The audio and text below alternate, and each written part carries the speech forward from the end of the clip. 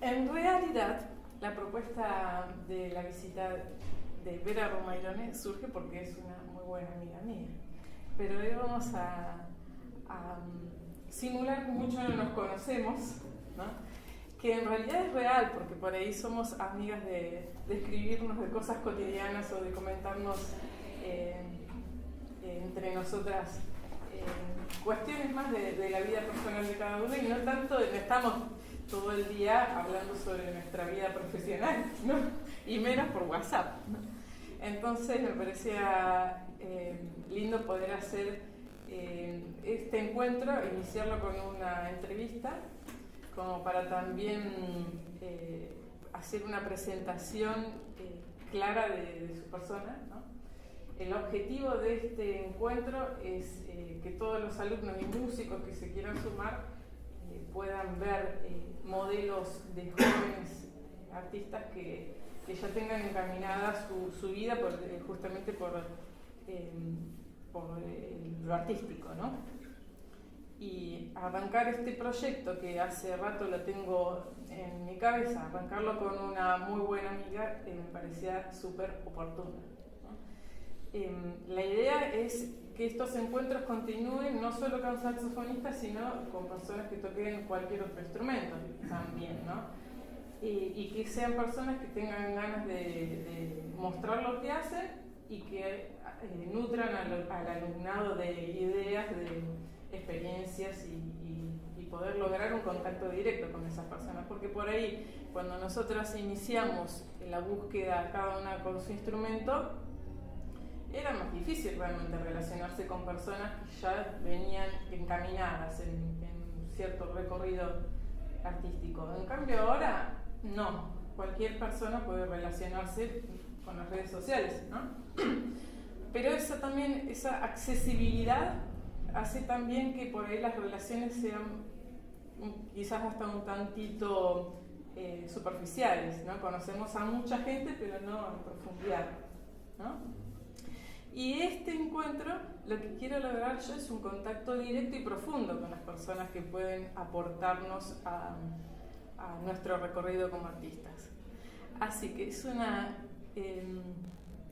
un placer tenerte acá, Vera Romairone, saxofonista. Ella es una saxofonista muy joven, nacida en Ayacucho y hoy vive en Suiza, ¿no? Y me interesa saber cómo surgió esto, cómo una persona nacida en Ayacucho hoy está en Suiza. Hay mucho recorrido, ¿no? Hola. Entonces, ¿qué hice? Armé una entrevista justamente para que todos ustedes se enteren de esto, ¿no? ¿Qué tal? Bueno, primero, antes que nada, quiero que nos cuentes dónde naciste, cómo es tu familia, cómo es tu ciudad, ¿no? Todo lo que se te ocurra. Bueno, primero, hola a todos, oficialmente, y gracias por estar acá. Y felicitaciones por el proyecto, por esta idea que creo que va a ser enriquecedora no solo para el conservatorio, sino para cada uno de ustedes. Y no solo para la gente de Bahía Blanca, sino también para la que se pueda acercar desde otras ciudades, como los chicos que vienen de Tres Arroyos. Y que creo que es súper importante generar este tipo de actividades que básicamente promueven el dinamismo en regiones que a priori son un poco, digamos, cerradas en sí mismas, ¿no? O sea que es difícil a veces viajar y encontrar actividades culturales en otras ciudades, y además de que las distancias acá son un poco largas siempre, así que felicitaciones y estoy muy contenta de estar acá, y para mí es un honor inaugurar este ciclo de entrevistas. Bueno, sí, es verdad, nací en Ayacucho, que es una ciudad-pueblo. Yo siempre dije pueblo, hoy en día podríamos decir que es un poquito más grande porque fue creciendo, que limita con Balcarce, Tandil, Azul, pero me imagino que ustedes sabrán dónde queda. Es un partido grande, rural, y tiene un casco urbano bastante chiquitito, y ahí empecé. Soy la más chica de 4 hermanos, y empecé digamos, la escuela de música a los 7 años como una propuesta familiar de hacer alguna actividad extraescolar, y empecé, digamos, un poco espontáneamente en el sentido de que era algo más para hacer, así como también hice gimnasia artística, no sé, vóley y otro tipo de actividades que evidentemente no fueron tan exitosas como la música. Así que nada, empecé en esa escuela de música que en realidad a priori es un conservatorio porque tiene los títulos, digamos, oficiales provinciales como puede ser el Conservatorio de Bahía Blanca, pero muy chiquitito y con muy poco alumnado. Entonces se había abierto la cátedra o la clase de saxofón, pero con un profe de percusión que había agarrado el saxofón un par de veces y que por lo tanto, digamos, iniciaba algunas personas en el instrumento y, digamos, iban a ir viendo si eso prosperaba o no. Y bueno, así fue en mi caso. Empecé a los 7 y después a los 8 seguí con piano y guitarra. Y el saxofón, digamos, como que me atrajo desde el principio y continué. Y más o menos cuando ya habían pasado 3 años, llamaron a otro profesor de Mar del Plata, que fue el que se hizo cargo de la clase porque él sí era profesor de saxofón. Ya era el momento. ¿Y actualmente tenés idea de cómo es la realidad de la escuela? Sí, digamos que, o sea, sé que hubo una alumna que se recibió del superior y que es de Tandil y se hizo cargo de la clase una vez que el profe de Mar del Plata dejó el conservatorio. En su momento, por supuesto, yo hice toda mi carrera ahí, al mismo tiempo de que hacía piano, el coro, pedagogía, todo junto al mismo tiempo y terminé la carrera con la secundaria. Y en ese momento, a los 18 años, se generó la propuesta de quedarme a dar clases. Pero bueno, no fue en ese momento la decisión que tomé. Claro. Pero hubiera sido posible, digamos. Y digamos que el ingreso a la escuela de música, como al gimnasio y todas estas propuestas, ¿venían de tus padres porque tenían algún interés particular por la música? En realidad, digamos que lo musical viene desde una cuestión sanguínea por parte paterna, porque toda la familia por parte paterna, digamos, fueron músicos muchas generaciones atrás, excepto mi padre, o sea que es como la oveja negra, saltó una generación y digamos que yo continué esa tradición de alguna forma, pero comencé la escuela de música sin saber esto, o sea, no fue por querer, digamos, reproducir un mandato familiar que empecé en música, sino porque realmente era de las pocas actividades interesantes que había en el pueblo. Entonces, ¿Pero por qué decís sin saber eso? ¿Tu papá no te contaba de tu abuelo? Digamos que lo contaba muy como anecdóticamente, ¿no? O sea, no era que eso estaba presente en mi casa, ni que yo hubiese visto algún instrumento de mi abuelo, ni nada de eso, yo no lo conocí. Y nunca había tenido como referentes en ese sentido. Claro. Solamente sabía que mi abuelo había tocado el bombardino en el ejército y que venía algo de los hermanos, pero muy poco claro. Recién cuando fui más grande investigué un poco y me enteré de que en realidad eran todos músicos y hasta tenían una banda entre todos los hermanos, digamos. Eran todos descendientes de italianos que habían llegado a Mar del Plata y habían generado una banda de vientos que era impresionante, que era como revolucionaria para la época y todo esto lo supe después. Incluso el dato curioso es que es familia de vientistas, eso también es curioso. Eran todos, o sea, tocaban trompeta, trombón, bombardino. Claro, por alguna razón cósmica vos supiste elegir el instrumento. Hay algo genético, evidentemente, sí. Claro. Bueno, terminaste la escuela de música en Ayacucho y te propusieron dar clases, pero dijiste no, acá no termina mi recorrido. ¿Para dónde fuiste? Me fui a Buenos Aires, no sin dudarlo muchísimo, porque cuando se acercaba el final tenía en claro que quería seguir estudiando y que quería ir a la universidad y que por suerte tenía, digamos, el apoyo moral y económico para hacerlo. Pero digamos que la influencia familiar era, bueno, Mar del Plata, La Plata. Buenos Aires ya era como demasiado, era como una ruptura familiar, ¿no? E implicaba, digamos, un esfuerzo mayor, evidentemente, porque era un lugar desconocido para nosotros, porque es todo más caro y porque, digamos que iba a tener que tomar como más precauciones en ese sentido, ¿no?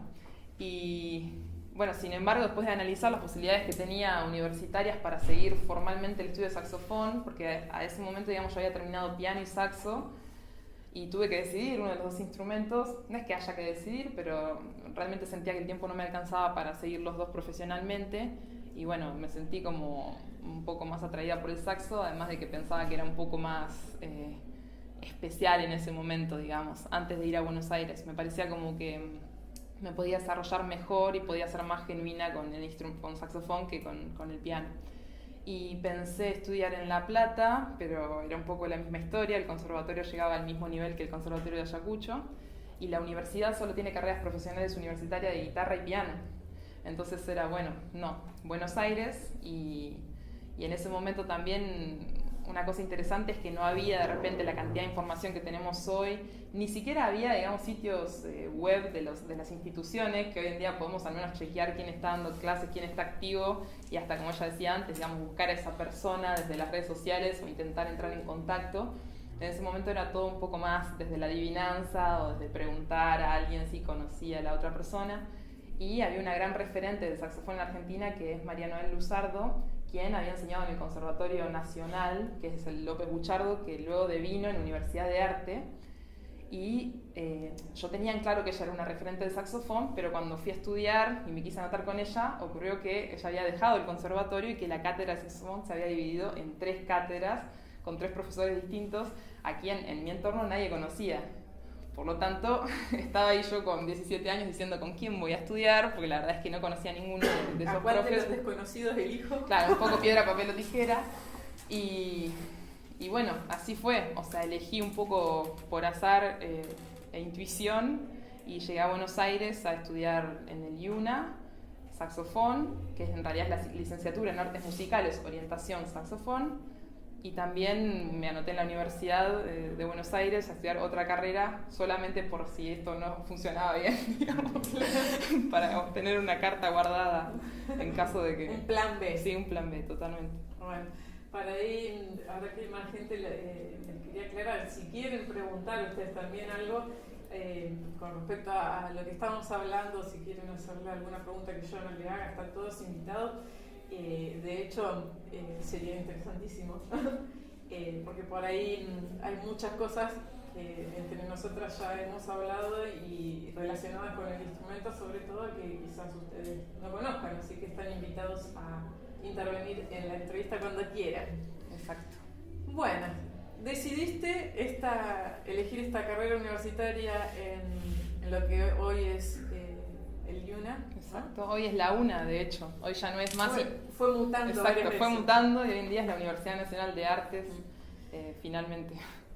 No sabías de qué se trataba la cátedra porque no conocías a los profesores.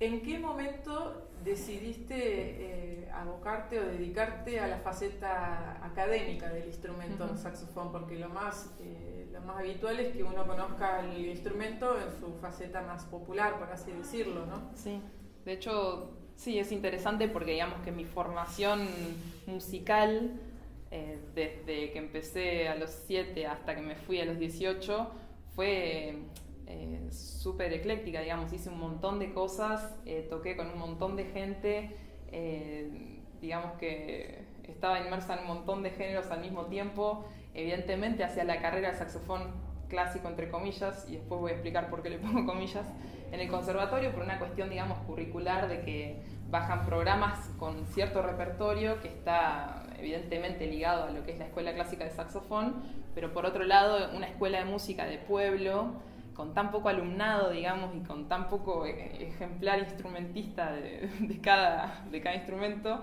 genera muchísimo intercambio y muchísima curiosidad de, bueno, o sea, hoy hay que hacer el acto y lo organizamos entre nosotros, mañana hay que tocar un homenaje a Piazzolla y hay que tocar esos tangos, pasado mañana es el tango de los 30, ok, y después es folclore.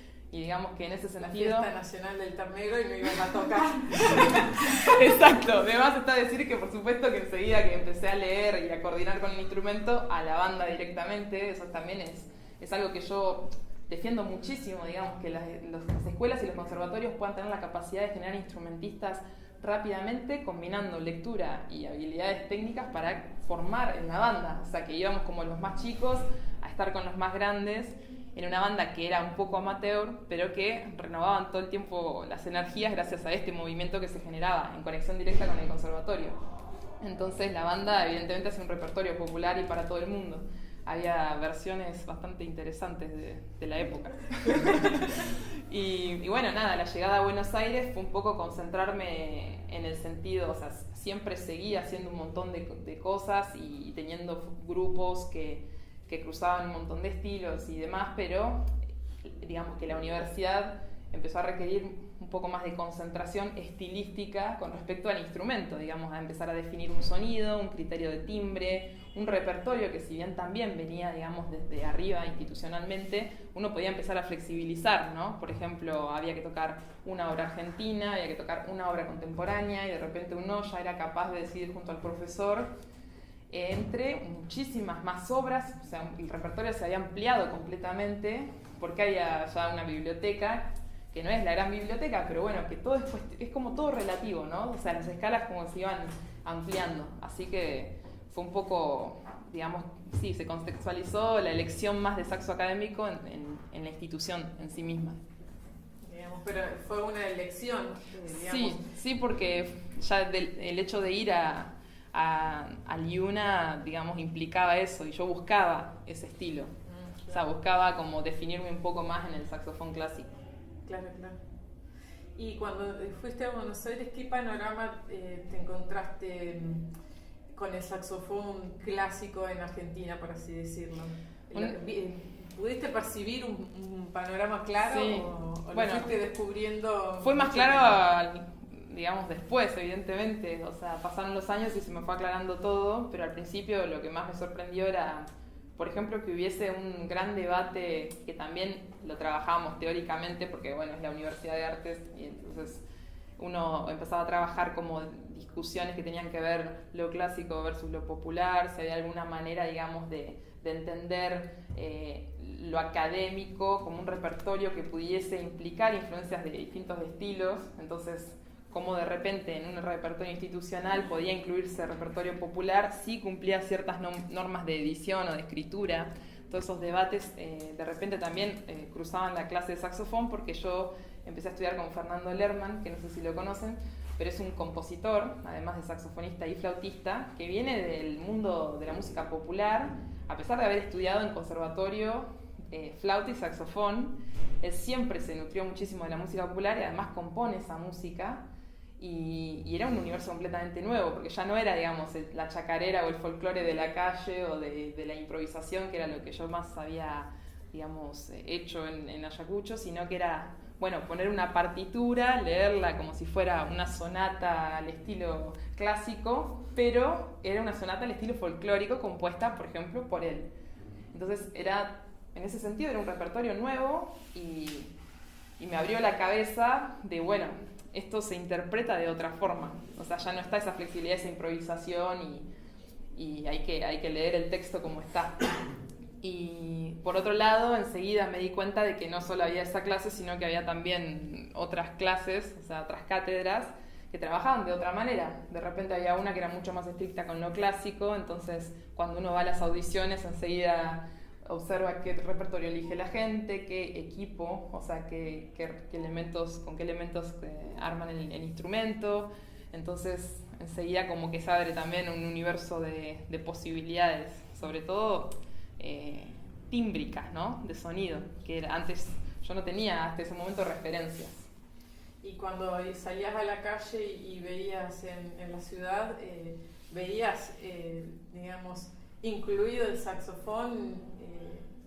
Bueno, la ciudad me volvió loca desde el principio. Yo estaba desesperada por irme ahí a consumir todo lo que pudiese, digamos, culturalmente hablando y artísticamente hablando. Y salía de cualquier tipo de manifestación. Yo veía el saxofón clásico, estaba en ese momento representado por los referentes que aún hoy en día siguen, digamos, trabajando en grupos de música de cámara y como solistas, como por ejemplo María Noel. Y Hugo Pierre, por ahí. Exacto. Lo que pasa es que justo cuando yo llegué, él había como dejado de manifestarse en público, pero sí, digamos, esos referentes como que estaban ahí y sí, iba todo lo más posible. Para mí era una oportunidad enorme y la quería aprovechar al máximo, digamos. ¿De cuántos años atrás estamos hablando, Vera? Porque tiempo pasado que nos escribíamos mensajes. Esto fue hace 10 años ya. Bueno, llegué a Buenos Aires en el 2006. Claro, parece muy atrás por todo lo que estamos hablando, pero en realidad es verdad. Apenas teníamos acceso al correo electrónico y era ¡wow! Exacto, exactamente. De hecho, como estudiante, evidentemente no tenía internet en mi casa y los primeros 2 años tenía que ir al ciber, ¿se acuerdan? Con esos sonidos raros, y estando así, y bueno, uno revisaba los correos para ver a qué hora se hacía el ensayo y te ibas, digamos. Qué tiempos aquellos. Bueno. Terminaste la Universidad Nacional de Arte, presentaste un proyecto llamado Palabras acerca de la posibilidad de un diálogo entre lenguajes. Contanos de qué se trata eso, de qué se trató, ¿no? ¿Por qué elegiste esta temática y por qué tiene este nombre tan complejo? Sí.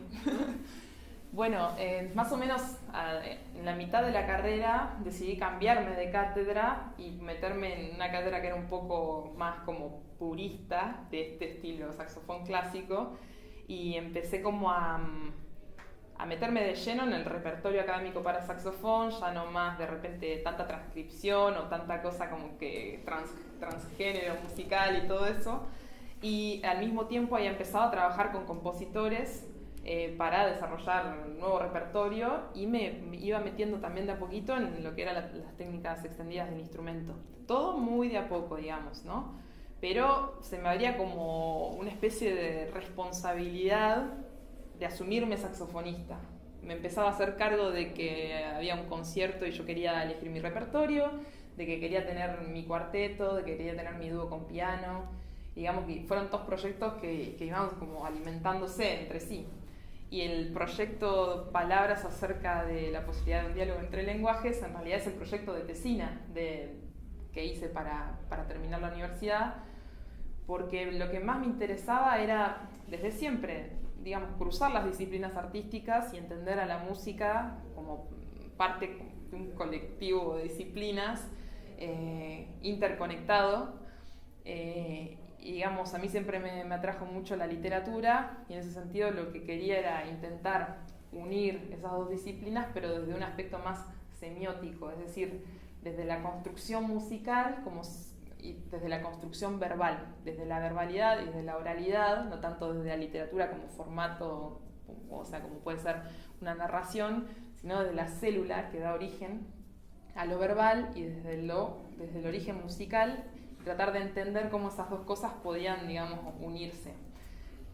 ¿Cuándo podían unirse? Y, por ejemplo, en la colaboración entre personas que se dediquen a componer música y personas que escriban.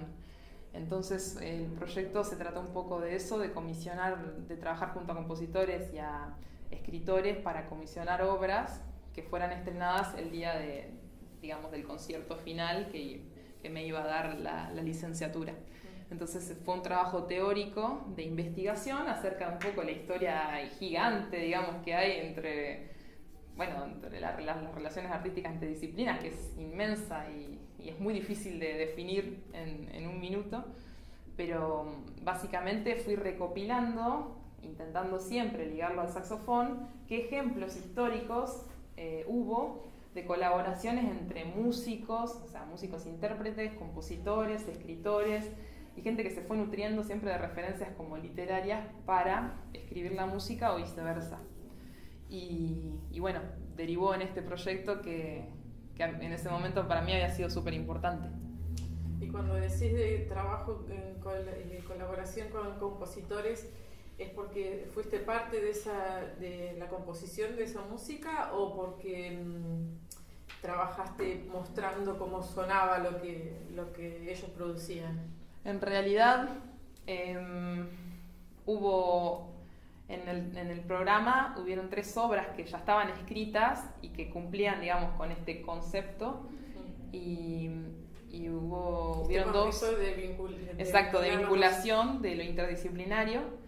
Y, digamos, como había sido un análisis semiótico, había un montón, digamos, de variables para definir cada obra, cómo y en qué grado y de qué manera se relacionaban. Pero hubieron 2 obras que fueron estrenadas y trabajadas así con los compositores desde la concepción, aunque mi labor fue un poco más de conectora y de ayudar a unos y otros en el sentido yo trabajaba un poco con el escritor, trabajaba un poco con el compositor, pero después eso ocurrió entre ellos, digamos, y yo fui la que le dio vida. Exacto. Bueno, está interesante. Y después de haber dado tu concierto final en la universidad y terminar tu proyecto, ¿eso continuó siendo un trabajo o se cerró ahí? No, la verdad que sí, porque después hice una maestría más adelante en Suiza y digamos, por supuesto que hay un grado de maduración mucho mayor de esa idea, pero sí sigo alrededor de la idea de lo interdisciplinario y de una construcción como más múltiple colectiva. De la concepción musical, más bien. Como que me interesa saber en ciertos compositores, particularmente como por ejemplo Berio, cómo ellos conciben la composición desde la verbalidad, desde la oralidad. Entonces, cómo eso se puede analizar en sus partituras, pero también cómo eso, o sea, para mí está implícito en la interpretación. O sea, el hecho de comprenderlo y de vivirlo. O sea, es una interpretación casi vocal, digamos. Bueno. Has participado en numerosas masterclasses en Argentina, tanto de maestros argentinos como extranjeros, ¿no? Yo quiero que nos cuentes cómo han sido esas experiencias, qué pensás acerca de estos encuentros con personas que denominamos maestros, ¿no? Y si tenés alguna experiencia que recuerdes en particular de estas masterclass que has tomado durante este periodo en Buenos Aires, sobre todo.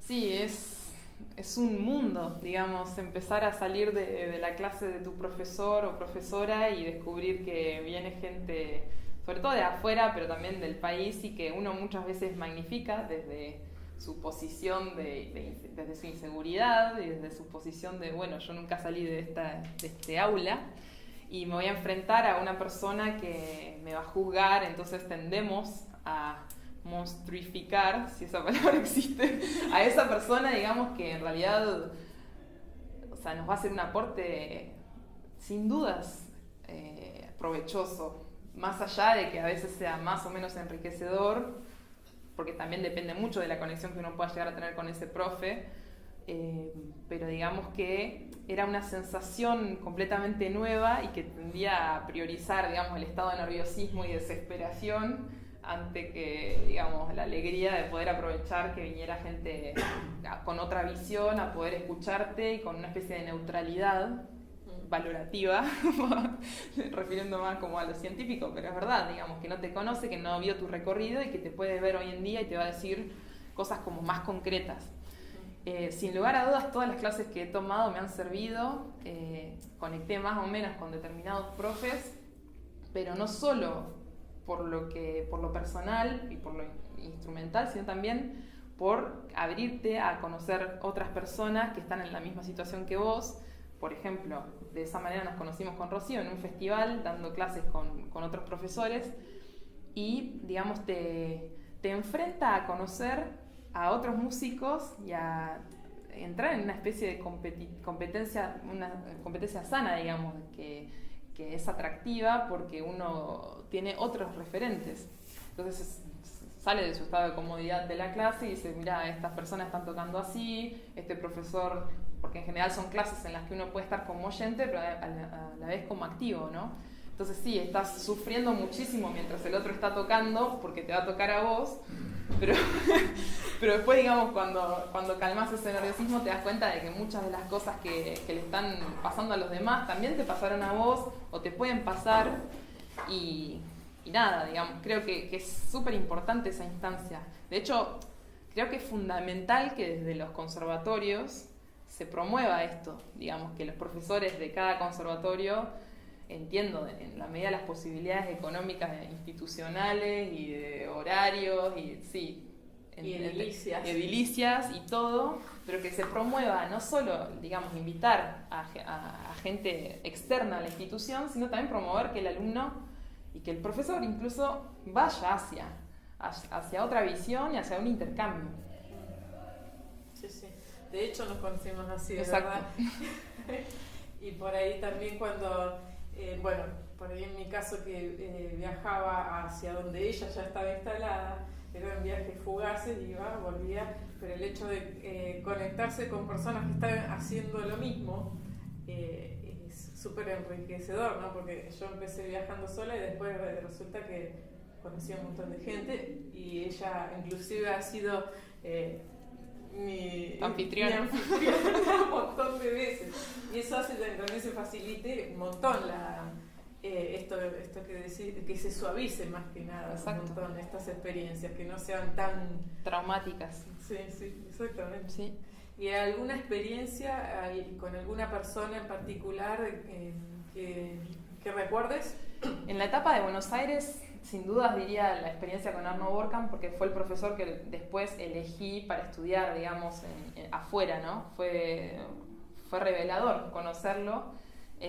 Uno podría decir, bueno, también porque tal vez no hubo tantas masterclass o no hubieron tantos profesores de afuera, pero digamos fue una de las personas con las que conecté enseguida, digamos, por identificarme con su concepción de la música, con su conexión con el instrumento, y por sentir que cuando trabajé con él hubieron cambios como muy impresionantes en mi cabeza sobre todo.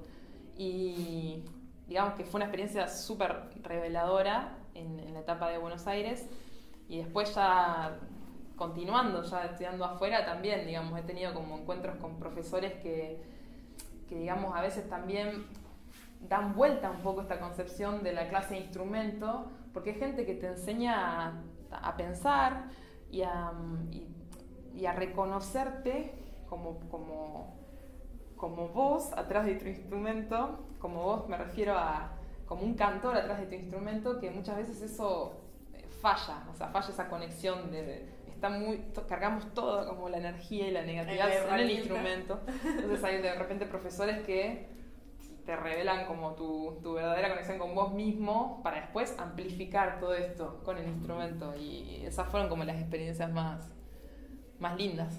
Bueno. Y decime, de todo este recorrido en Argentina, podés nombrar a personas que consideres que fueron tus maestros o personas que te acompañaron en todo este recorrido desde que iniciaste en Ayacucho hasta que terminaste la universidad. Sí, o sea, artísticamente, bueno, emocionalmente siempre obviamente la familia y ahí atrás, no entendiendo nada de lo que uno hace, pero ahí atrás, eso es muy, muy importante. Cada vez entendiendo menos. Incluso voy a contar una pequeña anécdota. Digamos, yo me estaba recibiendo en Libena con un concierto público, habiendo defendido la tesina y toda una cosa muy larga y muy formal, y mi familia me confesó después que sufría muchísimo por pensar que yo había tocado repertorio principalmente contemporáneo. Mi examen final había sido muy cerquita de mi tesina, y en el examen final había tocado todo el repertorio de saxofón de cuarto año, o sea, repertorio con cierta complejidad, pero repertorio tonal, digamos, y en mi tesina hice un poco, o sea, fui yo misma y trabajé estas obras como contemporáneas y todo, y mi familia me confiesa al final, bueno, no importa que te haya salido todo mal y que no te haya salido el sonido nunca, pero igual, está bien, y yo decía, pero ¿por qué? Por esos ruidos que hacías, con esos sonidos. Bueno, y yo decía, no, pero eso está bien. Ah, bueno, menos mal, está bien. Digamos. Y sin embargo estuvieron ahí y me apoyaron, ¿no? O sea, no les gustaban los multifónicos, pero estaban ahí contentos.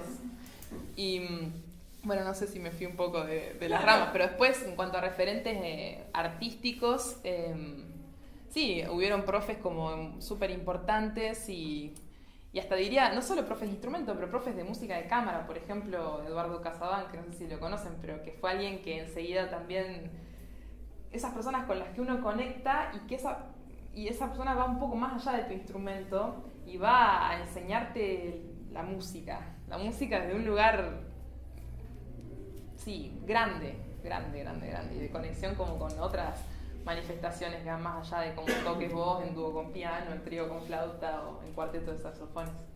Claro. Bueno, bárbaro.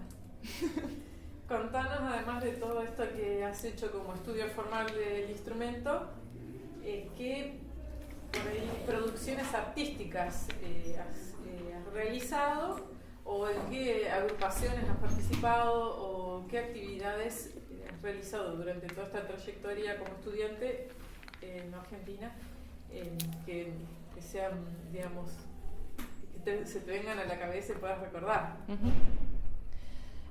Siempre fui muy curiosa y muy inquieta, y cuando llegué a Buenos Aires, digamos, lo primero que quise es meterme en todo lo más posible. Era alguien que no quería perder el tiempo, y así también fui filtrando un montón. O sea, hubieron experiencias ni fu ni fa, otras que no fueron tan agradables, y algunas otras que evidentemente me han quedado y que fueron muy, muy enriquecedoras porque te hacen crecer artísticamente. Diría, empezando por el ensamble de la Facultad de Filosofía y Letras, que era un ensamble de vientos que dirigía Gustavo Fontana en su momento, y que después dirigió otro director más joven, que después era como una previa a ir a la banda juvenil de Filosofía y Letras, que era todo, digamos, un honor ser parte de eso, que hacía intervenciones luego con la gran banda de Filosofía y Letras, y que, digamos, que uno se sentía cerca de esos grandes referentes de los instrumentos, y en el trabajo fino y personal y más intimista, al mismo tiempo que en la gran orquesta. Y me acuerdo que esa experiencia había sido muy, muy linda. Después, ya terminando como la carrera, empecé a tener la oportunidad de hacer reemplazos en la Filarmónica, cuando hay raras excepciones de que hay saxofón. Y también, obviamente, es como tocar el cielo con las manos. Ese correo electrónico que te dice: sí, te escribimos y uno está temblando, que no puedes creer que vas a ir ahí y vas todo nervioso porque no sabes ni cómo es. Y fueron experiencias hermosas. Después, ese año también participé de la Orquesta del Bicentenario, y no solo de la Orquesta del Bicentenario, sino que también tuve la oportunidad de hacer asistencia técnica, o sea, de trabajar con los grupos de vientos en distintas ciudades en donde había como más necesidades de trabajo técnico instrumental para los ensambles de vientos, y tuve una experiencia de casi un mes en Río Gallegos, que también, digamos, en su momento cuando eso llegó a mí, yo sentía que no era quien para enseñar nada, pero es ahí cuando uno empieza a ser consciente de que, o sea, que hay mucho para dar, que todos tenemos muchísimo para dar, y que lo mejor es compartirlo, justamente, y no estar, digamos, construyendo como un ideal de que el pedagogo tiene que llegar a cierta edad o cierta cantidad de diplomas para poder transmitir algo, ¿no? Porque ahí me acuerdo que había habido mucho intercambio desde mi experiencia con el instrumento y de cosas que ya había superado técnicamente. Entonces fueron experiencias muy lindas. Y nombraría también de repente un concurso que fue el primer concurso de música de cámara que organizó el IUNA, y que fue, digamos, el primer gran logro con un proyecto personal que fue un dúo con piano, que eso sí fue algo como creado desde la nada, desde cero, con un pianista amigo, y que, digamos, terminó en que habíamos ganado ese concurso y estábamos incrédulos. O sea, realmente era como mirarnos y decir, wow. Y nada, son momentos que te llenan de adrenalina y que después, bueno, uno va resignificando, o sea, claro, el por qué pasó eso, valora cómo llegaste hasta ahí, y bueno, y ya por más. Es como que después uno pasa al costado y seguís. Está bien. Te recibiste y te dieron el título de licenciada en Artes Musicales, Orientación Saxofón, en lo que era el IUNA, ¿no? ¿Qué te motivó a seguir estudiando? Porque eso parece que es un gran logro, ¿no? Pero no quedaste ahí. Sí, ya un año antes de terminar me habían empezado a surgir las ganas de ir afuera, gracias a la conexión que había tenido con este profe Arno, y la necesidad, diría. Había como una especie de saturación, no diría de techo, porque en realidad uno siempre puede seguir y puede más puede seguir trabajando más y más, pero sentía como una especie de ya conozco el entorno y ya sé hasta dónde puede dar, y tenía como la necesidad de ir a conocer como otras escuelas de saxofón, y siempre tuve esa inquietud, desde antes de irme a Buenos Aires, diría, como que era un poco el recorrido que yo había querido hacer. Y entonces se me ocurrió, o sea, básicamente respondí a las convocatorias de becas que lanza el Mozarteum argentino, que hoy en día, digamos, también hay dos tipos. En ese momento solo había las de Mozarteum argentino, y hoy en día también está la ley de mecenazgo, que es una ley, digamos, gubernamental, que a través del Mozarteum argentino otorga más becas, ¿no?, que te permiten irte a estudiar afuera. En ese momento había solamente una, a la que me presento un año, casi un año antes de terminar, digamos. Y cuando, bueno, salen los resultados. Evidentemente cada vez que uno hace algo y lo hace con energía y con amor, espera un resultado. O sea, eso es así, no es que uno hace las cosas por hacerlas. Entonces si bien yo sabía que era pero muy difícil que eso ocurriese, cuando salen los resultados apareció una frustración de decir, es como una especie de típica frustración de nunca me va a tocar. ¿Pero por qué? Si lo hiciste una vez y no ocurrió, bueno, no pasa nada, podría seguir insistiendo, ¿no? Y me acuerdo que me había generado como una especie de, no, esto no es el camino por donde tenés que ir, porque va a ser muy difícil. Bueno, ahora seguí concentrándote en terminar la carrera. A los meses recibo un correo en el que decían que habían quedado muy interesados en el proyecto que yo había mandado y que ese proyecto, digamos que se destinaba mejor a otra beca que no estaba difundida, pero que correspondía como perfectamente a mi perfil, que era una beca para mujeres artistas. Imagínense, fue como una locura total, yo saltando en una pata, llamando a mi hermano que no entendía nada, obvio, y diciendo, creo que hay una posibilidad de que me den una beca, básicamente. Y bueno, eso fue el principio, porque después tuve que hacer un montón de reuniones en las que vos vas como presentando el proyecto una y otra vez y te van testeando a ver cuán seguro estás de lo que estás diciendo y de lo que querés, qué experiencia real tenés y en qué estado de compromiso estás con tu carrera. Y ahí fue cuando me dijeron, bueno, todo ok, estaría todo bien para que te demos la beca, pero necesitamos queremos que termines tu carrera. Yo, sí, claro que voy a terminar. Bueno, ok, termínala y después hablamos. Imagínense, era como, sí, ok. Sí, ahí puse quinta y apuré un montón. O sea, en realidad había hecho la carrera bastante al día, pero es otra energía, digamos, después. Casi pegué, por ejemplo, la tesina, que es un cuatrimestre que en general se añade al último año. La pegué al cuarto año. Fue como trabajar los dos repertorios al mismo tiempo, con esta motivación de que si terminaba me iban a dar la beca. Y afortunadamente así fue. Lo terminaste. Sí, y me dieron la beca. Bueno, en realidad te dieron esta beca que fue, digamos, la puerta que se abrió para continuar tus estudios en Europa, pero después digamos, seguiste gestionando, seguiste en este circuito de gestionar becas y ganar, no solo gestionarlas, sino ganarlas, ¿no? Eso te sirvió, te ayudó a estudiar con grandes maestros del saxofón sí. A nivel internacional. Contanos quiénes son. Sí. Bueno, eso, la beca fue el puntapié para irme a Ámsterdam, al Conservatorio de Ámsterdam, a estudiar con Arno Borkamp, como, no en un programa del conservatorio, sino como alumna privada, o sea, desde un programa individual. Yo iba con mi proyecto, o sea, el repertorio que quería trabajar, los aspectos técnicos que yo quería trabajar, y tomaba clases individuales con él. Y además, digamos, fui parte de la clase de saxofón del Conservatorio de Ámsterdam durante un año como una especie de alumna externa. O sea, empecé, a medida que iba pasando los meses, empecé de pronto sí a trabajar también con el pianista de la cátedra, a conocer evidentemente a mis compañeros y a generar algún que otro proyecto.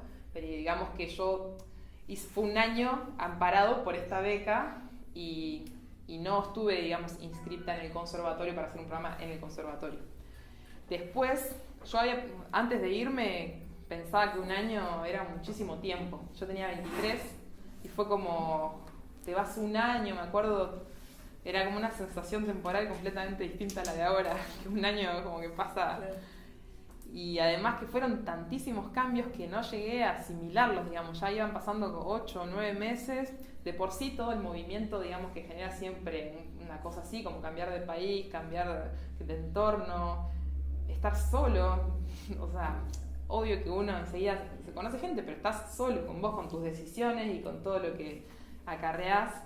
Y digamos, todo eso también lleva un tiempo de superación paralelo al tiempo de adaptarse al nuevo país, al idioma, a la clase, a tus comparaciones con las otras personas. Entonces, lo que quiero decir es que fue muy complejo, digamos, y que a los 8 meses dije, un año no alcanza, o sea, ya se está terminando, viene el verano, que no va a pasar nada, y me quería quedar más.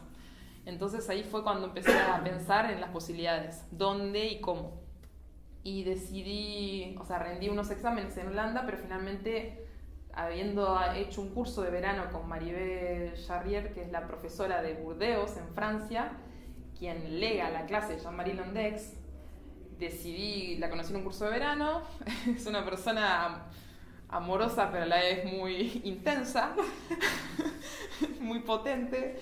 Y decidí probar suerte en Burdeos y bueno, rendí el examen de ingreso y entré. Así que ahí había sido como un debate de si irme de Holanda y bueno, finalmente hice la experiencia francesa. También como por la tradición del saxofón, lo que implicaba, digamos, ir a Francia, ¿no? Y no estar en la escuela de París, estar en la escuela de Burdeos.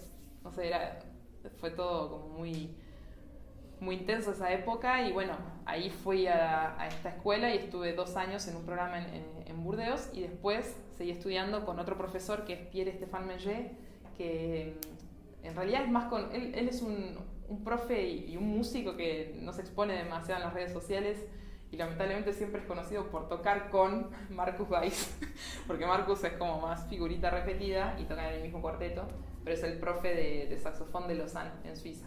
Seguí estudiando después con él. Claro.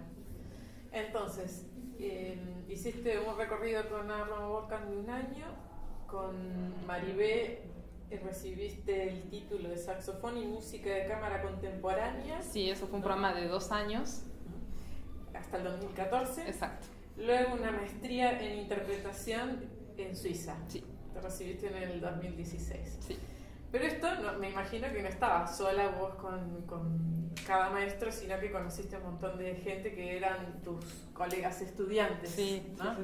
¿Tenés algo para contar al respecto de eso? Sí, digamos que es muy enriquecedora la experiencia de viajar porque son como coladores de gente que viene de todos lados y uno cae en clases que de por sí es complejo. O sea, uno llega ahí y sabe que llega y tiene mucha suerte. O sea, que obvio que trabajó muchísimo, que hay mucho esfuerzo detrás, que hay que creérsela y estar convencido de que querés eso. Pero la realidad es que después todo parece juzgarse en unos 10 minutos de examen de ingreso en la que tenés que dar lo mejor de vos porque hay 40 personas atrás que están en la misma y todo el mundo quiere entrar por los 3 lugares que se liberan. Entonces hay toda una construcción ahí psicológica que fue de las cosas que más me afectaron, digamos, que más difíciles son de aprender y como de asumir, que es la fortaleza, la entereza que uno tiene que tener en esos 10 minutos para mostrar lo mejor y básicamente creer en lo que estás haciendo. Y en general esas entrevistas, esos conciertos, esas audiciones están acompañadas de entrevistas en las que uno discute un poco con el jurado y con los profesores y ellos después sacan una conclusión y es muy interesante, digamos, la cantidad de gente que uno conoce, que viene de culturas distintas, como de repente te ves unido por algo tan específico, que en definitiva es súper específico. Ya de por sí dedicarse toda la vida a un instrumento es un poco específico, el saxofón es aún más porque es un instrumento de los más jóvenes y de por sí estar en una clase de música contemporánea es como 3 veces más y bueno, está buenísimo, digamos, a nivel social, o sea, cruzarse con todas esas personas. Y después evidentemente que son conservatorios integrados. En general son conservatorios que también incluyen la clase de teatro, la clase de danza, o sea, gigantes en los que ocurren manifestaciones culturales que están acompañadas, digamos, por estructuras, digamos, que permiten generar un montón de actividades. Eso es por cuestiones, digamos, históricas y políticas del otro lado del mundo, que hacen que de repente sean edificios que están buenísimos, que haya pianos que están impecables, que están bien afinados, que haya salas, que haya instrumentos para todos. Digamos, como que eso motiva muchísimo más. ¿Y gente de qué lugares has conocido? De todos lugares. ¿Has hecho amigos internacionales? Hice amigos internacionales, chinos, rusos, bueno, Europa Central, digamos, España, Francia, hay también, bueno, Chile. Estoy pensando como en la gente más cercana y sí, de todos lados, la verdad. Bueno, qué loco decir que la gente más cercana es muy China, ¿no? Sí, pero así es. Parece mentira, pero uno se puede acercar culturalmente más de lo que, claro, de los que los prejuicios quieren. Bueno. Contanos un poco cómo y en dónde te desempeñas como docente. Háblanos un poco de tu rol docente porque, digamos, conociéndote está muy a la vista y es como que es, un alto porcentaje de tu persona está dedicada a la producción, a la generación de proyectos, pero también sé que hay un rol docente que estás desempeñando. Sí. ¿No? Eso empezó un poco ya bueno, diría acá, o sea, siempre di clases y por ahí el momento en el que di clases más formalmente fue este proyecto con el Bicentenario, digamos, que estaba a cargo no solamente de dar clases individuales de instrumentos, sino de pronto de manejar un ensamble, de dirigirlo y todo.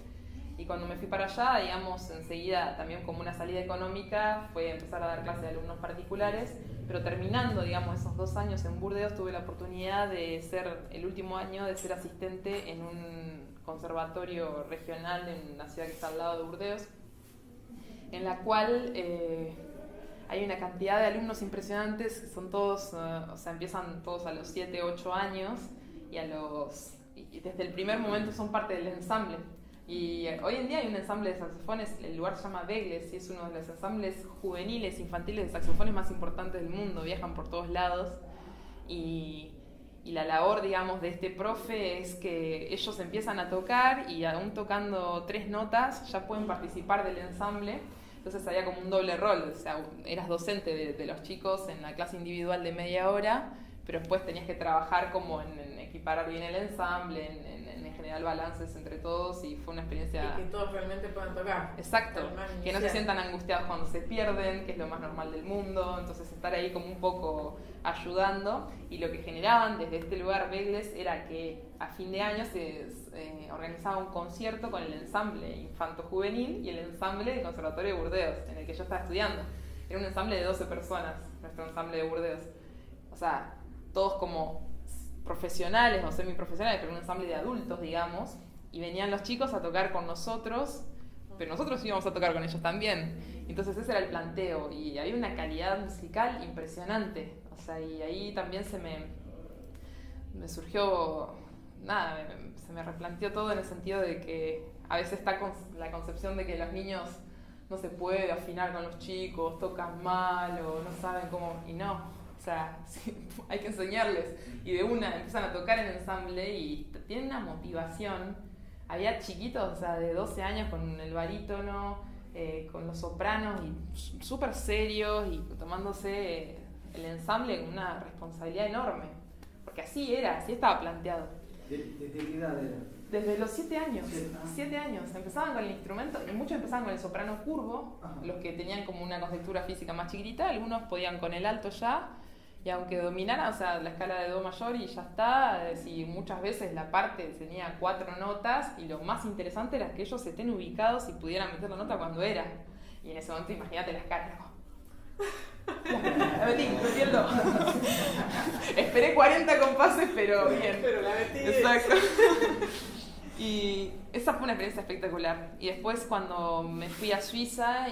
Terminando la maestría también empecé a hacer reemplazos en escuelas y ahí un poco más diverso, o sea, ahí de repente tenía alumnos entre 7 años y 18, incluso algún adulto, pero siempre como una cuestión también institucional que contribuye o que ayuda a que los chicos estén como bien integrados en las actividades musicales de la escuela, no era que iban a su clase y se iban a la casa. Claro. Siempre está el foco en la producción, exacto, además de la clase exacto, individual. Que ellos enseguida puedan sentirse rodeados de un entorno musical.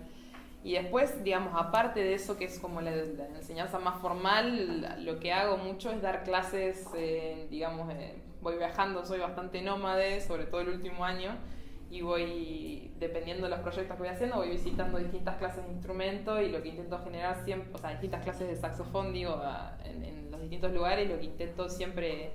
Bueno, primero acercarme de esta manera, digamos, tratar de desmitificar también esas distancias que a veces se construyen entre el maestro y el estudiante, digamos, y acercarme desde un lugar, digamos, de empatía por el hecho de que yo sufrí muchísimo, digamos, el trabajo con el instrumento, no desde una forma negativa, pero que tuve que construir realmente una técnica y una forma de relacionarme con mi instrumento y no siento, digamos, que sea algo dado.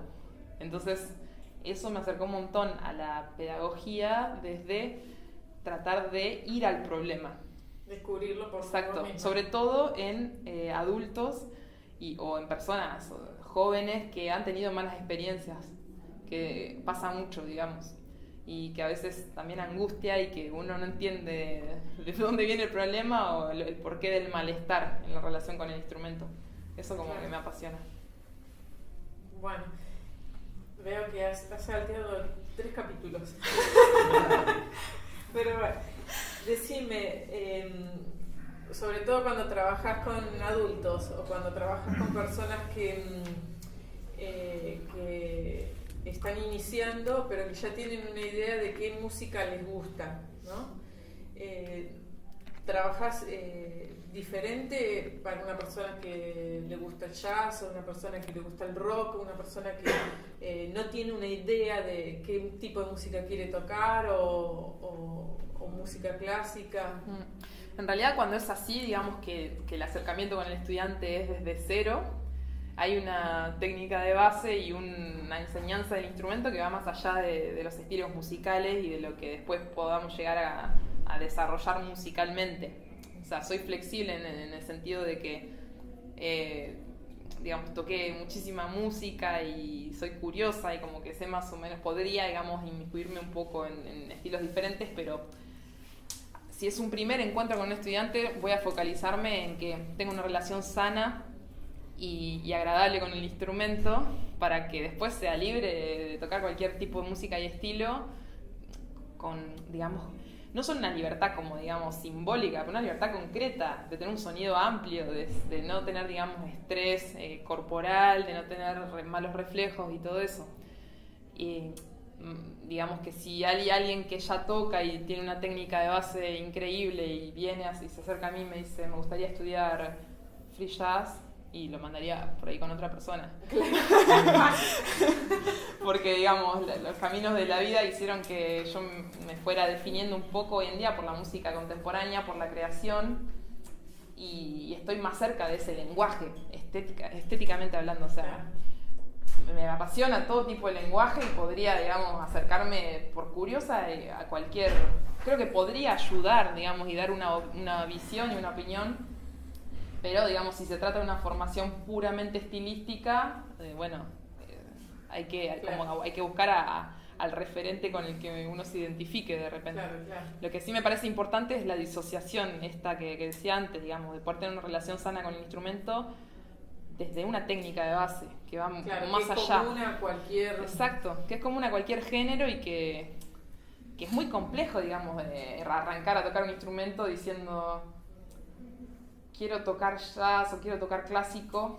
No digo que es complejo la idea, porque uno puede saberlo y por eso está empezando a tocar el instrumento, pero evidentemente los primeros pasos tienen que darse en relación al instrumento, más allá del género que vos después quieras desarrollar. Claro, más generalista, por así decirlo, una visión más exacto, generalista. Conectar el instrumento y empezar a hacer más... que funcione bien y enseguida vas a poder tocar piecitas cortas o no sé qué, que vayan tendiendo al estilo que más te guste. Claro. Por ahí te lo pregunto porque al ser un instrumento nuevo, por así decirlo, en relación a otros, hay una, qué sé yo, por ejemplo en el violín, en el piano, hay escuelas que ya están, digamos, arraigadas y ya están, por así decirlo, aceptadas mundialmente, ¿no? En cambio, nuestro instrumento es todo muy flexible, todo muy nuevo y hay continuamente nuevos descubrimientos que pertenecen a esto que llamamos técnica base, ¿no? Sí. Entonces... También es cierto que de repente acá en Argentina no hay una tradición tan grande como en Europa de escuelas de saxofón que hayan asentado esta técnica de base en las generaciones Claro. Y de repente acá a veces se genera mucha discusión con cosas que no deberían ser ni siquiera discutidas o planteadas, y es como Que ya decir que están arraigadas o están que allá son definidas. O sea, sí. Y acá a veces, digamos, uno se encuentra con personas que sí, que o sea, con discusiones que van como a replantear lo que ya debería estar súper asentado y comprendido por todos, digamos. Discusiones viejas. Sí, exacto, discusiones viejas, digamos, y que impiden que de repente las generaciones que se van recibiendo y que ya pueden ser docentes del instrumento tengan, digamos, un criterio común acá en la provincia de Buenos Aires y también en la provincia de La Pampa y en la provincia de Santa Fe y en la provincia de Jujuy. O sea, es decir, que todos esos profes se vayan encontrando y que tengamos todos un criterio común Claro. de esta enseñanza, como a veces pasa con otros instrumentos, porque ha sido más difundido, porque hay más referentes que vienen y van asentando ese método, esa... Sí, esa escuela. Exacto. Bien. Bueno, Belén está viviendo en Suiza actualmente y este mes estuvo en Argentina trabajando con el Proxima Centauri Ensemble, ¿no? Es un ensamble de música contemporánea donde la líder de ese ensamble es María Bernardet. Está acá en Argentina, Belén, porque hizo todo el trabajo de gestión, estuvo tocando con ellos en Buenos Aires, ¿no? Uh-huh. No movieron a otras No, fue provincias. cortito. Este es un proyecto, si quieres hacer algún comentario al respecto, un proyecto de Maribel, de tu profesora, al cual te sumaste como persona trabajadora y como artista, ¿no? Sí. Contanos un poco al respecto de lo que estuviste haciendo ahora en Buenos Aires y contanos acerca de tus proyectos artísticos. Uh-huh. Bien, lo de Próximo Centauri, bueno, es un ensamble de música contemporánea de creación que tiene más de 20 años de trayectoria y que, o sea, cuyo directora artística es Maribel Charrier, y tenían, digamos, organizado una gira por Brasil y su intención era visitar Buenos Aires, y cuando contactaron conmigo yo me estaba justo yendo, había estado acá en julio y era un poco, digamos, complicado de repente organizar todo para una visita en noviembre, pero bueno, así fue que desarrollé un poco de herramientas como productora y traté de organizar traté de organizar un encuentro que finalmente se logró y se volcó en 2 conciertos y en actividades de mediación con el público, digamos, que se pudieran generar conferencias y presentación de obras para que, digamos, el ensamble pudiera mostrar un poco su metódica de trabajo y también, o sea, acercar muchísimo a compositores, que es algo que me parece fundamental por la calidad de músicos que son y por la seriedad con la que trabajan, digamos, la nueva música, que es gente que hace soñar a los compositores, que esos compositores que piensan que no, pensé que esto no se podía tocar de ninguna forma, y gente muy, muy, muy seria en lo que hace. Así que para mí fue un honor, digamos, organizarles eso, además de un gran trabajo no remunerado, digamos, y lo digo porque es importante, digamos, ellos se mueven, por ahí uno también idealiza muchísimo ese tipo de formaciones, como si, o sea, son de una calidad de excelencia total y tienen una experiencia impresionante y llevan años moviéndose por todos lados del mundo, y sin embargo les cuesta muchísimo moverse. Están en un nivel alto, pero les cuesta muchísimo moverse, como le puede costar a una persona que también está creando sus proyectos y que es menos conocida. Y digo esto porque, digamos, ellos estaban, por ejemplo, dispuestos, y así terminó siendo, a hacer esto sin remuneración y sin cachet, porque, bueno, lamentablemente no hay dinero para la cultura, pero no solamente acá, sino, digamos, en muchas otras partes del mundo. Hay como una especie de tendencia a recortar, siempre la cultura y la educación es lo primero que sufre, y ellos, digamos, querían hacer esta gira hasta como un aporte y como la posibilidad de visitar por primera vez Argentina a pesar de no ganar nada, ¿no? Entonces, como que para mí, digamos, significaba un montón, más allá de eso, de poder llegar a tener una remuneración o no, y fue una labor como productora y a la vez una participación con ellos que también, o sea, fue muy linda, porque, digamos, ella fue mi profe, fue a quien sufrí durante 2 años, por quien morí de nervios cada martes antes de ir a la clase, y de repente estar compartiendo el concierto fue muy significativo. Y después con respecto a los otros proyectos, digamos que estoy en un momento desde ya hace unos años en el que uno tiene que ir partiendo su vida entre autoproducción y autogestión, y ahí ya sé que me estoy adelantando un poquito tal vez, y digamos la labor artística e instrumental. Y se va haciendo cada vez más patente. Uno, no digo lamentablemente, porque creo que es una realidad que hay que asumir y es así, pero a veces uno sufre un poco por no tener tanto tiempo para estudiar, porque en realidad se tiene que encargar de gestionar todo para poder tocar y mostrar lo que tardaste tanto tiempo en estudiar. Y empieza a ser como un círculo vicioso en el que si vos no te mueves para generar cosas, o sea, todo lo que estudiaste y las horas que pasaste con tu instrumento empiezan como a oxidarse. No en un sentido por ahí de conexión con el instrumento, pero en el sentido del para qué, ¿no? La famosa crisis del no sense, porque es como, bueno, sí, llegaste a un nivel interesante y por ahí estás haciendo un repertorio que te gusta y que quisieras compartir con las personas y no encontrás oportunidad, estás como un poco esperando a que las cosas pasen y eso es un poco desesperante, bastante desesperante diría. Claro. Entonces, en un momento dado hay como que tomar las riendas de tu situación e ir a buscar las oportunidades, digamos, e ir a buscar los lugares para tocar, e ir a buscar a la gente con la que quieras compartir la música, e ir a buscar, hasta diría, a los públicos. O sea, ir a buscar a la gente con la que quisieras compartir experiencias y así. ¿Y cuáles son tus proyectos actuales, digamos, diferente de los de Próxima Centauri, que es un proyecto ajeno en el cual participaste? Exacto. ¿Cuáles son tus proyectos que vos podés considerar? Ahora, digamos, tengo a nivel general ensambles, estoy dirigiendo artísticamente un ensamble que creamos este año, que es un ensamble de música contemporánea, de creación de trabajo directo con los compositores, y somos todos músicos argentinos que estamos viviendo afuera o que hicimos parte de nuestra carrera afuera. Es un ensamble que se llama AUCAS y que va a estar basado entre Francia y Suiza y es básicamente de creación.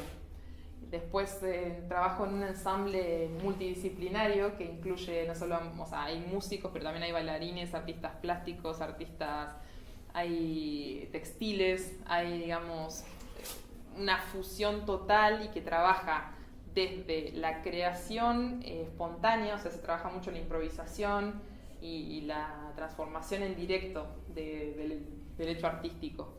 Y eso está basado en Ámsterdam y es como medio itinerante porque, digamos, somos muchos miembros, entonces por proyectos, son proyectos que se van curando por una directora, o sea, una curadora, y nosotros vamos generando como subgrupos de colaboración dependiendo de las intenciones como artísticas que tengamos.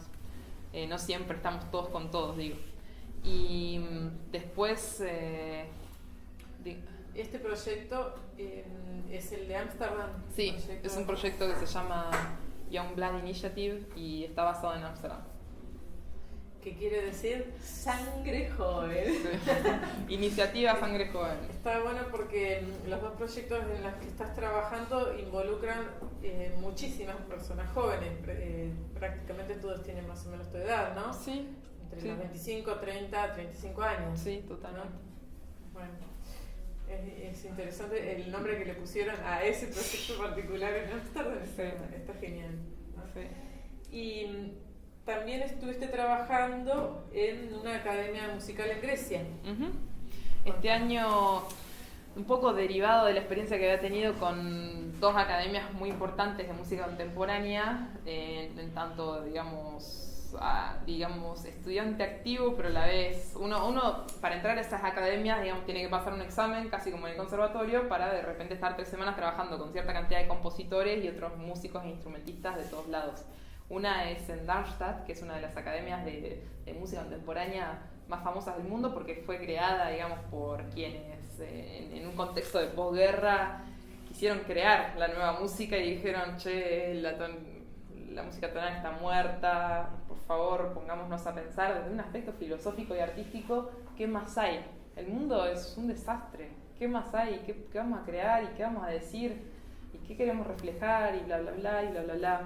Digamos, y esos compositores como Stockhausen, después, digamos, Xenakis, Nono, Berio, toda esa gente se fue cruzando ahí año a año. Al principio era algo súper oculto, después empezó a abrir, a querer compartir. Kagel, era toda gente que se cruzaba ahí a dar conferencias, a discutir sobre filosofía, sobre política, eran todos músicos súper comprometidos y creadores.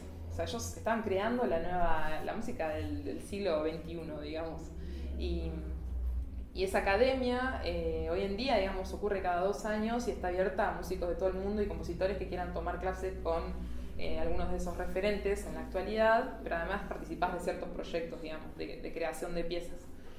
Y de ahí, digamos, fui y la verdad que estuvo buenísimo para generar un montón de contactos y ahí ya no es solo lo que hablábamos antes de las masterclass de saxofón en la que uno conoce un montón de saxofonistas. Ahí ya es conocer músicos, compositores, directores, curiosos, raros, o sea, de todo. O sea, ahí pasa de todo y es espectacular, es una experiencia súper, súper, súper genial. Y de ahí, digamos, tuve la oportunidad de conocer a un director, digamos, un compositor-director que un año después, este año, creó una academia nueva para compositores en Grecia. De hecho, la primera academia de composición que hay en Grecia, digamos, tuve la oportunidad de participar como artista invitada colaboradora. Había un ensamble en residencia que no tenía ni saxofón ni canto, entonces fuimos 2 artistas básicamente en residencia invitadas para colaborar directamente con compositores y eso, digamos, abrió un espectro de trabajos que están hoy en día dando vueltas, digamos, proyectos con acá y allá, de creación de obras y de festivales que van y que vienen. Academia le llaman a un curso de verano, una cosa así. Exacto, es un curso de verano básicamente. Es una semana o 10 días, depende de cada cosa y en general ocurre en el verano de allá, que es julio y agosto, o julio-agosto, y es de formación, de conciertos y de encuentro básicamente. Sí, generar contactos, vínculos. Y digamos que pasaste de participar en el curso de verano internacional de música contemporánea más histórico, por así decirlo, y renombrado del mundo en Alemania, en Darmstadt, ¿no? Sí. A ser parte activa de una academia nueva en Grecia. Sí. ¿No? Es muy interesante porque te dio como esa participación te dio un resultado ahí, al instante. Sí, además que fue una inyección de energía tremenda, tremenda. Es mucha responsabilidad, está buenísimo. Claro. O sea, porque hay gente que ya está trabajando, digamos, y que intenta crear en colaboración directa con vos, entonces vos lo das todo para que eso avance, digamos. En general, en ese tipo de encuentros, la gente no viene con una idea fija. Hola, yo quiero hacer una obra para saxofón que sea así, así, así. ¿La podés tocar? No, para nada. Es, hola, tengo una idea que la tenemos que trabajar y uno ya, bueno, ya, hay que cruzar, vamos a trabajarla y sos creador. Sos creador porque hay un concepto, una búsqueda, me gustaría representar esta idea, con qué sonido lo pongo a buscar, en qué posiciones puedes tocar.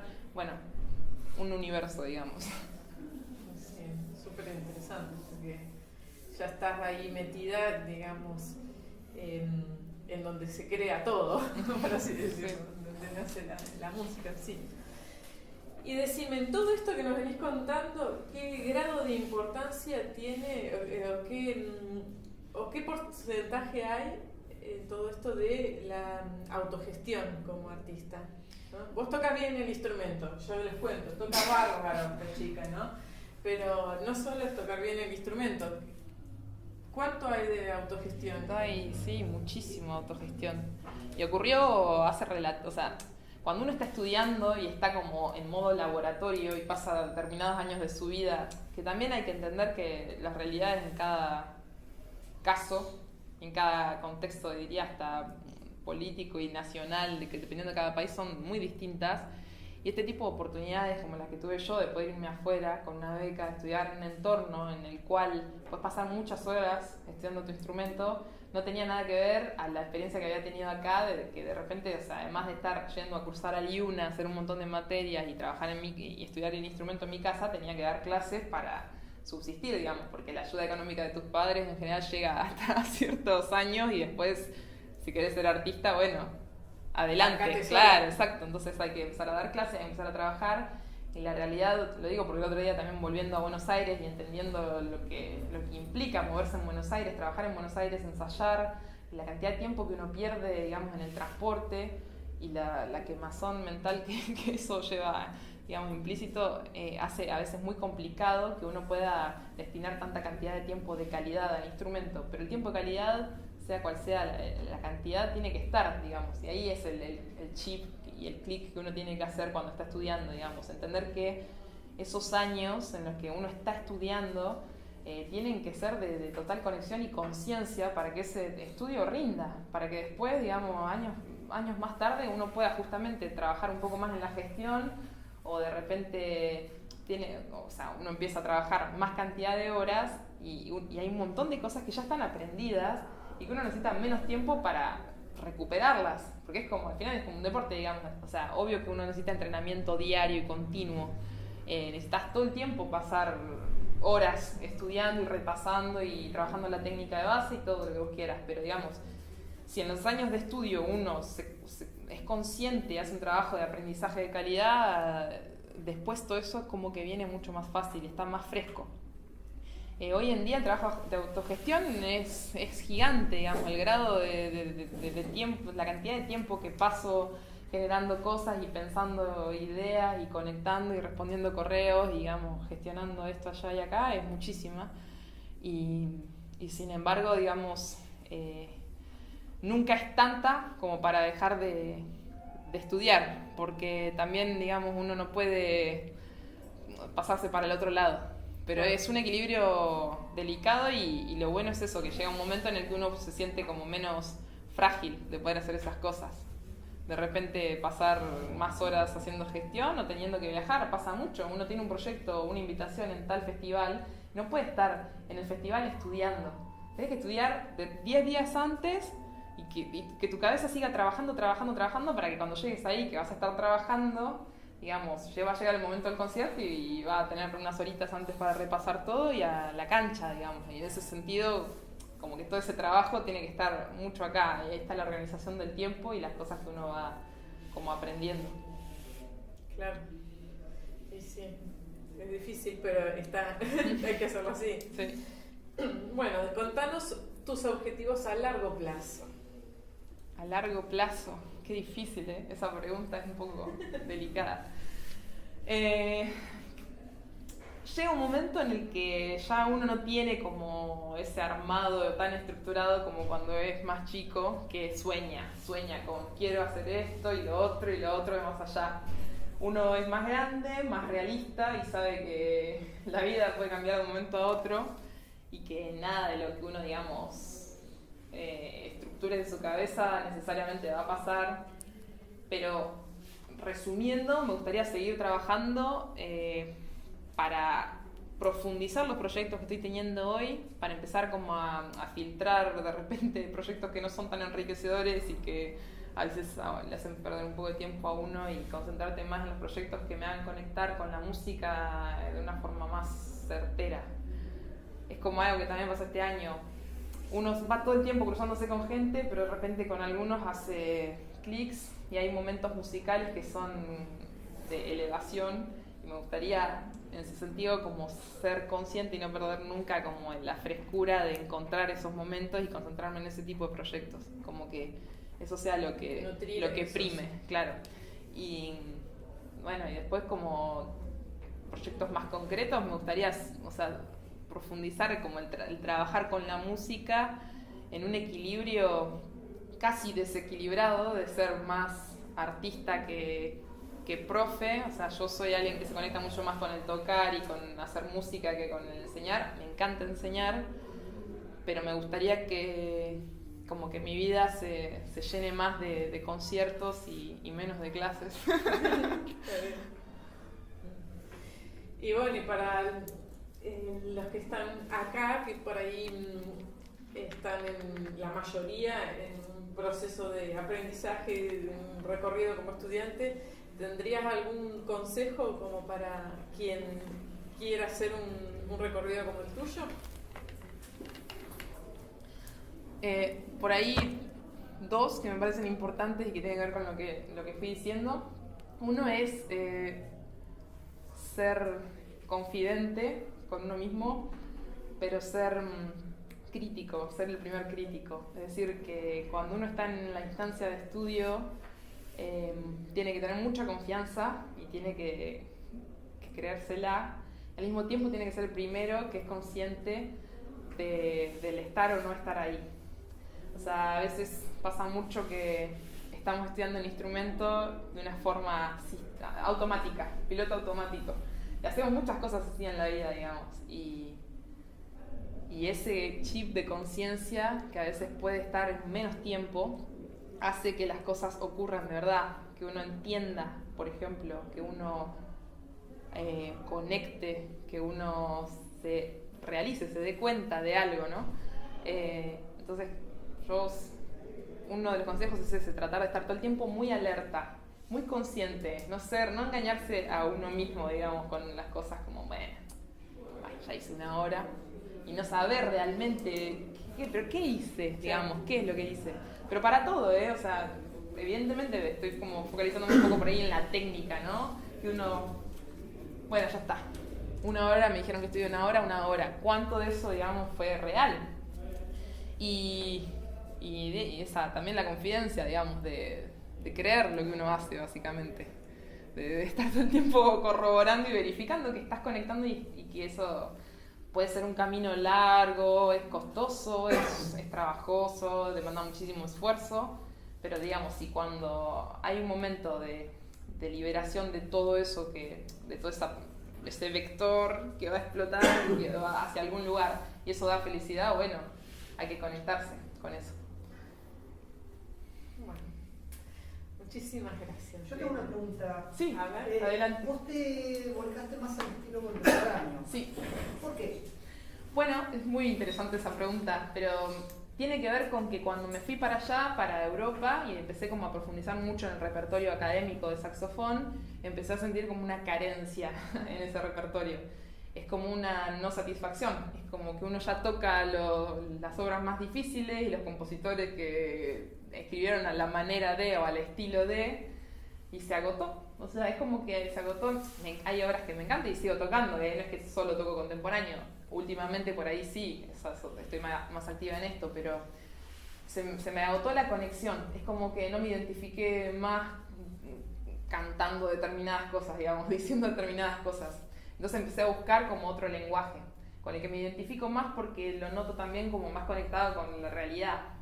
O sea, evidentemente es la música que se hace ahora, que se está haciendo en el siglo XXI, pero digamos, soy de las que intenta todo el tiempo ver en el arte un reflejo, o sea, intento entender por qué la gente escribe lo que escribe hoy en día antes de poner esa barrera de yo no entiendo nada. Nunca fui muy así, o sea, me gusta, o sea, está bien, no lo entiendo en el sentido de que como me han educado en la música occidental tradicional, esto no lo entiendo. Claro, es como que venga una persona y me hable en otro idioma. Pero ¿por qué esa persona me está hablando en otro idioma? ¿De dónde viene? ¿Es un loco de la guerra? O evidentemente hay un contexto que hace. Entonces cuando uno ve de repente cómo está el mundo y las cosas que pasan, y es lo que estaba contando antes de esta academia que se creó en Darmstadt para crear esta nueva música, toda esa gente se estaba replanteando que el mundo, o sea, se iba y se va a seguir yendo a un lugar feo, y digamos, las cosas que pasan son feas, y el arte siempre fue reflejando un poco eso, digamos.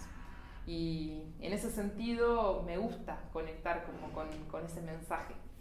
No quiere decir, y esto me parece también importante aclararlo, no soy para nada dogmática con nada. Soy una persona que conecta con un montón de estilos y de músicas, y me identifico con un montón de lenguajes, pero con mi instrumento, que es mi micrófono, me empecé a sentir que estaba bueno si me hacía como cargo de los nuevos mensajes, digamos. Hoy dijiste saxo clásico, entre comillas, y que ibas a explicar la forma. Exacto. Bueno, y tiene que ver con eso, porque cuando uno va a estudiar saxo, dicen, ¿qué estudias? ¿Saxo clásico o saxo o jazz? Onda, uno u otro. No hay, o sea, primero principal, me molesta la etiqueta sobre el instrumento. Por eso el saxo es clásico, sí, es más moderno que, o sea, es terriblemente moderno el instrumento. El saxo ¿estudias jazz? No, bueno, puedo llegar a tocar, digamos, algunas de las etapas del jazz, me gusta, conecto con un montón, pero no el saxo jazz. Este saxo es jazz, el otro saxo es clásico, digamos, esas cosas me molestan y me parece que están súper mal planteadas, porque el saxofón es un instrumento que evidentemente la característica que tiene, y que ahí lo podemos diferenciar de los demás, es que no está atado a una tradición como los otros. O sea, no hay una tradición tan histórica como carga, por ejemplo, un violín o como carga un piano, que hace que que nadie dude, ¿tocás violín? Tocás violín. Primero es esa, o sea, la gente no tiene nada que preguntar, y después es, pero ¿a qué te estás dedicando o en qué formación tocas o qué estilo te gusta? Ahí ya es otra pregunta. Con el saxo siempre pasa lo contrario, digamos. La primera pregunta es ¿qué saxo tocas? Que está mal planteada, y eso tiene que ver con la pobreza del instrumento para con una identificación histórica. O sea, es un instrumento que empieza como solucionando un montón de problemas de volumen y técnicos para hacer sonar bien una banda y para darle potencia como a una cuestión militar. Después lo agarran más en el lado, digamos, de Estados Unidos y generan todo un desarrollo espectacular. Pero, digamos, el jazz es espectacular también con una trompeta, digamos, y también con un contrabajo. Está bien, el saxofón es un gran protagonista de la historia del jazz, pero no hace que el saxo sea jazz. Y por eso también, más allá de lo ridículo, si alguien quiere referirse a que uno con el saxofón toca el repertorio occidental europeo, que empieza, digamos, podríamos decir en el Renacimiento, ¿por qué llamarlo también clásico? De por sí es medio absurdo la palabra, ¿no? Bueno, la música clásica, está bien, viene de ahí.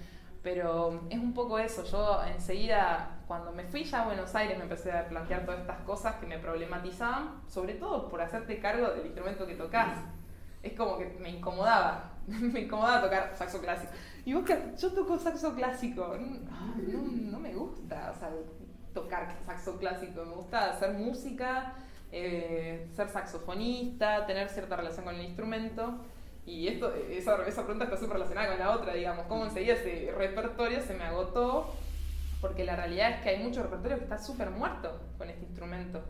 O sea, hay obras espectaculares, digamos, pero muchas de ellas fueron escritas a la manera de, a ver si el saxo puede tocar como un clarinete, a ver si puede tocar como un violín, a ver si puede tocar como una flauta, además de la cantidad de transcripciones que fuimos haciendo por carecer de repertorio.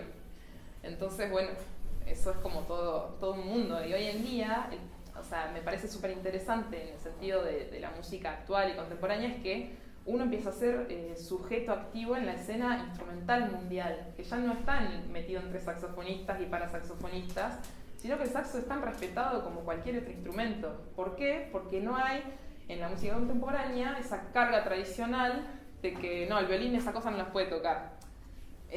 Todo el mundo puede tocar un montón de cosas, están en el creador y en el que conozca bien cada instrumento, llevarlo a esos extremos, traerlo, digamos, combinarlos. En ese sentido sos más libre, digamos. Te sacaste todas las etiquetas cuando tocas esta música. Muchas gracias, Vera. Muchas gracias a vos. Sos admirable. Y muchas gracias a todos ustedes por estar acá.